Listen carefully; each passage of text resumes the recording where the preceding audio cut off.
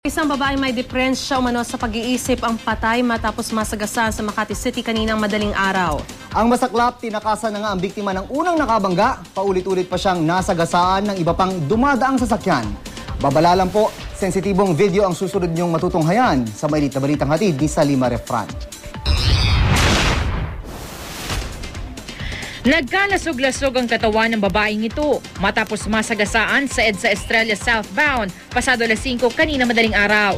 Naglalakad daw sa gitna ng highway ang biktima nang masagasaan ito ng isang humaharurot na SUV. Normal lang siya naglalakad. Ganon, lakad. Normal siya naglalakad. Maya-maya, yung kumalabog na siya.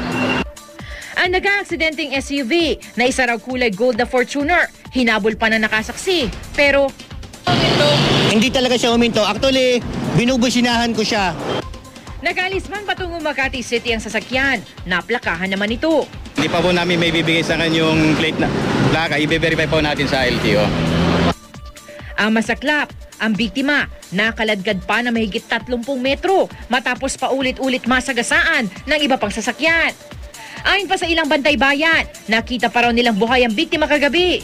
Tila may problema daw ito sa pag-iisip. Pinaalis nga ng tindera yan doon. Tapos humingi na isang soft drinks, binuho sa ulo lang. Dahil sa aksidente, abot hanggang Guadalupe ang mabigat na daloy ng trapiko. Si Bishop Chodoro Bacani, nadaanan pa ang biktima, bumaba sa kanyang sasakyan at dinasalan ito. Nagluwag lang ang daloy ng trapiko mag-aalas 8 na ng umaga matapos maproseso ng soko ang biktima at ang crime scene. Makonsensya naman siya dahil siguro may pamilya din ito o kaya kung wala mang pamilya ito, palibing na lang. Salima Refran, GMA News.